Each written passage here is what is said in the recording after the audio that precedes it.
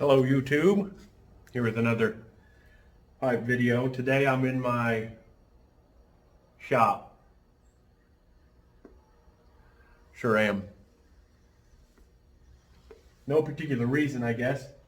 I'm supposed to be starting this woodworking project for my wife and I'm putting it off. What I do.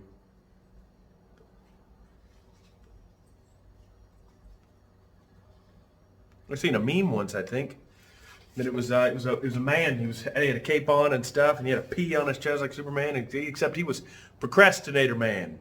He will do things eventually. Yeah, that's me.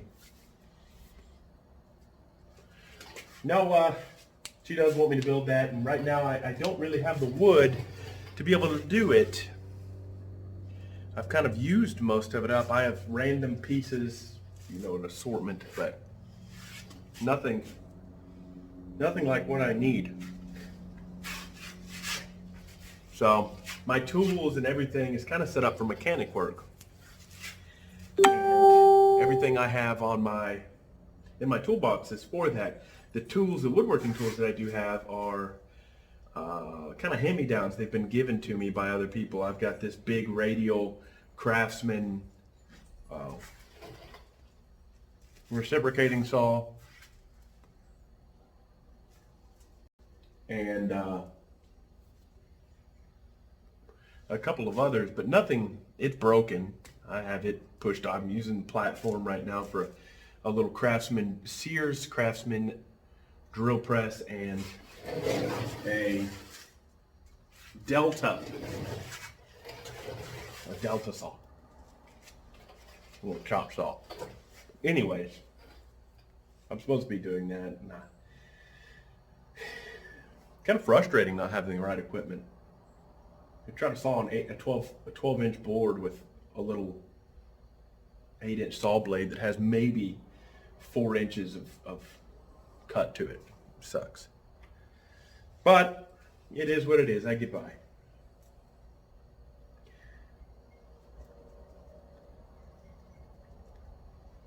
Yeah, I could probably go buy something that would suit what I need a little bit better. But when you have kids and stuff like a house and family, and you make what I make, things like that are hard to come by.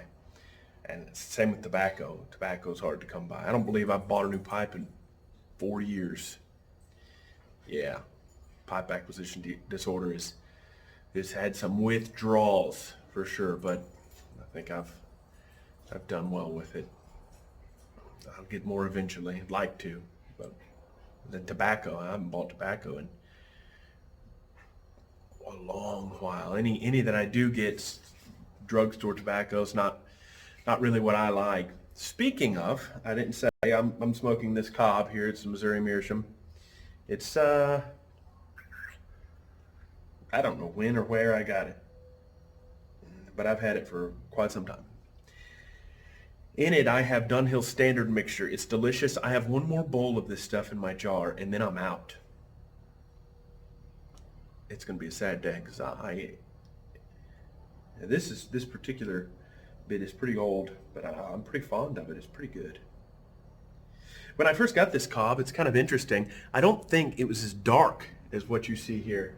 It seems like it's been kind of saturated, which I'm sure it has been, kind of like a Missouri, like a regular Meerschaum.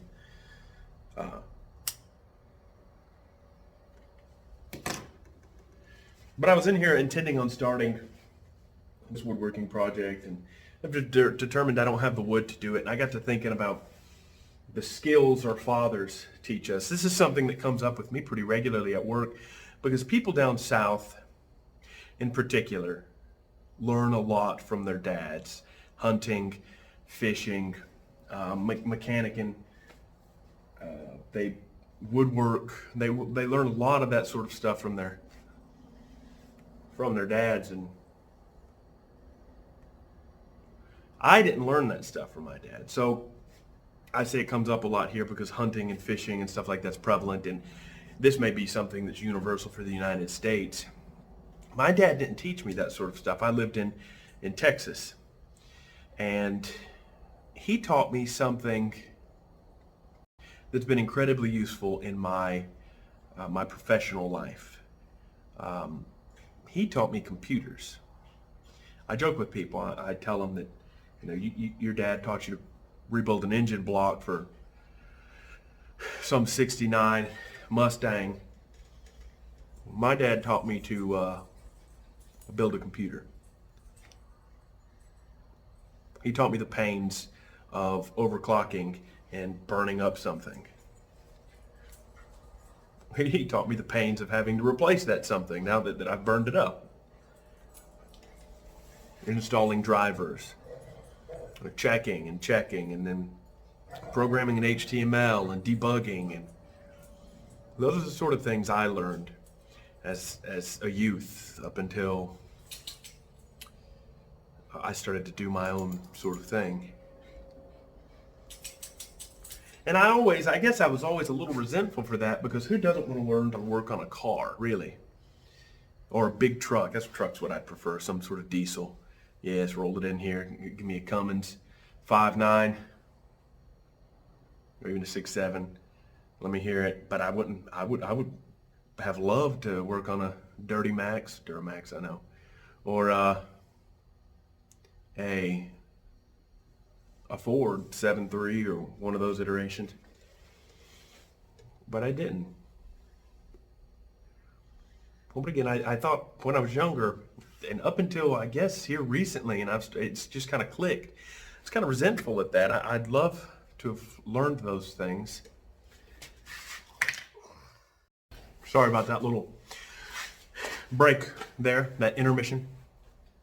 I had to go and put pizza rolls in the oven. Part of my quarantine, my wife she's a CNA, so she has to work. She's staying away from the house right now while I'm quarantined until the test results come back, which is for the best, because working with elderly who she works with, there's too much risk there. There's too much potential for her bringing it to them if I'm a carrier, some asymptomatic carrier, and then they get it, and the worst. But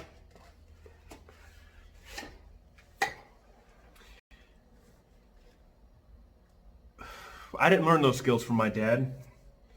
Instead, I learned computer skills, and that has been incredibly beneficial, because what I do, as I've mentioned before in a previous video, is I program PLCs and CNCs and just really almost anything else that's programmable at work, as well as provide a certain degree of technical support within our plant for those who have computers. I don't have all the admin rights to be able to do everything I might be able to do, but I get stuff by, if that makes sense. I get it, but do a workaround until IT can take care of it, usually. But anyways, I was thinking about that, and I wanted to make a quick video about it, because I'd like to know what y'all's fathers taught you. I think I've done a video quite some time back about where we learned pipe smoking from, where we picked it up from, but never really discussing some of our other traits, I guess. Some of the other things we do. And in particular, which of those things we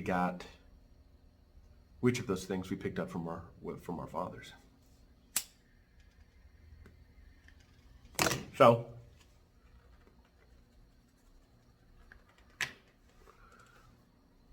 that's what I learned.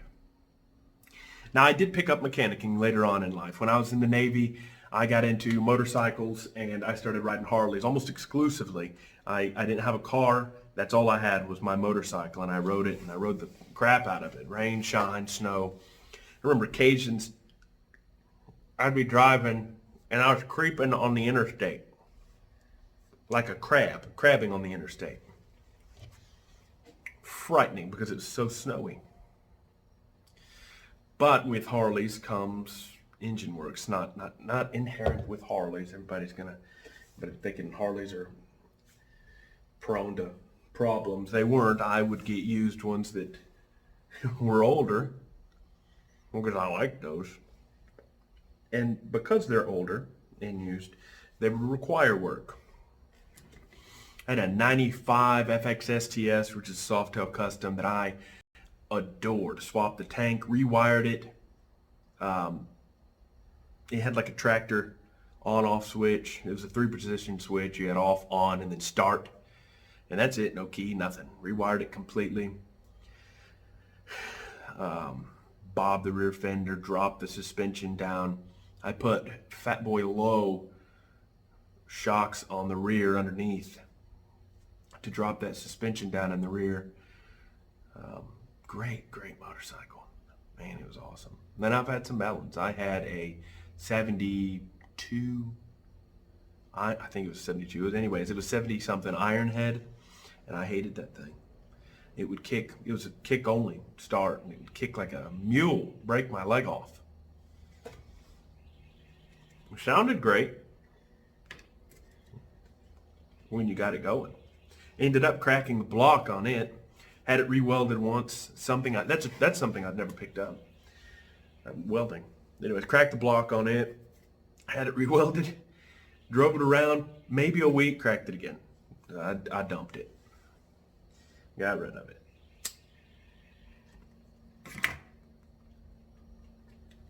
And I'm not good at wheeling and dealing, so I lost money on just about all of them. Sure did. So, anyways, I'd love to hear it. What did you pick up from your father, or if your father passed away when you were younger, the father figure in your life, and if you didn't have one of those, your mother. Maybe it was cooking. I've recently in life picked up cooking, and I actually got started. I watched a fella, Cowboy Kent Rollins is his name, on YouTube, and I've always liked cast iron, never been able to cook with it well, and I learned a lot from his videos, and I've picked up quite a bit of the cooking in our house. I love to do it. Pizza rolls are not one of those things. It's a quick thing because it's just me and the girls, and we like pizza rolls. But anywho, I do plan on trying to order some tobacco soon, and I will do an unboxing of that because I am getting low. I'm not going to crack open my McClellan's blends just yet, although it is tempting. I did crack open that Navy Flake, and I've been smoking it off and on, and it is fantastic. Fantastic. I had forgotten how good that is. Is it as good? I know it's a different type, but do I enjoy it as much as Dunhill's standard mixture? No. No, I don't. But it's still good. And for the method of packing it, in case you're curious, I don't rub it out.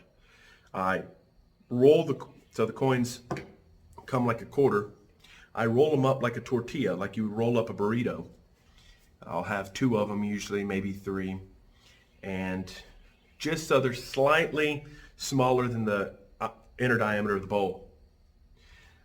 And I stick them in there, and then I kind of pick off the top bits that are sticking out of the pipe, and I mash them on top so it kind of makes a seal. And that works really well for me. Really well.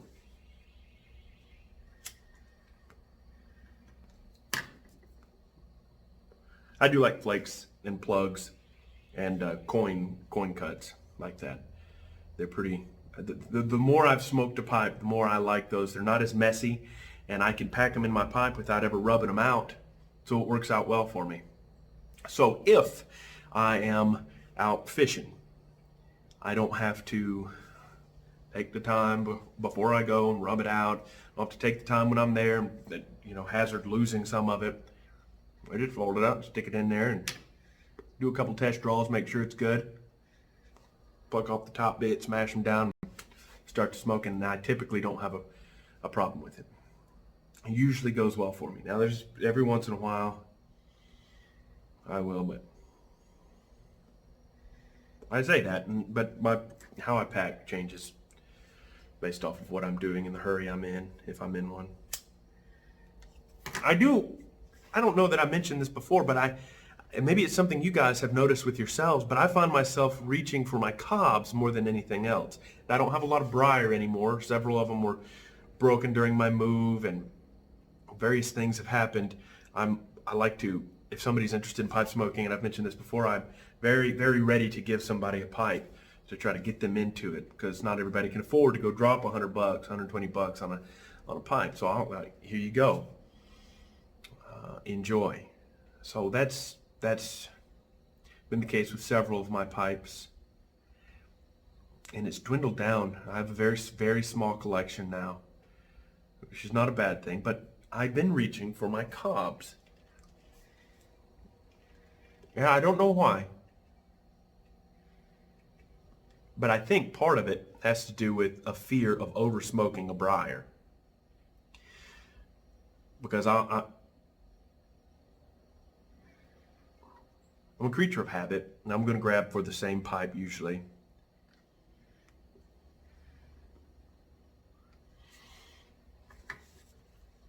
So I may want to smoke it 2 or 3 times in a day, and then you get it saturated with slobber and tobacco juices, and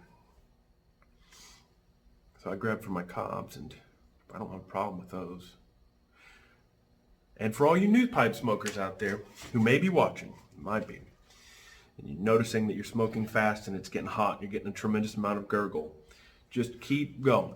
Keep smoking your pipe. Some of that slobber, but the more you do it, the slower you're going to start doing it. You see me, I'm bad to take it out, talk for a few minutes, it'll burn out, and then I'll have to light it back up. But the more you do it, the slower you'll get with it. You'll get better. And really, you want to really get good at slow smoking, you start smoking some Virginias, just straight Virginia blends, and those things, they burn as hot as brush fire. So you smoke that cool, and the rest of them are going to be cake, except maybe aromatics, which they have all that goo and that syrupy stuff on them. Casings. So I wanted to make a video. Please comment. Let me know what you learned from somebody in your life. I'll just put it like that. What did you learn in your life that's been incredibly beneficial, perhaps, that you didn't appreciate at first? And then what did you learn in growing up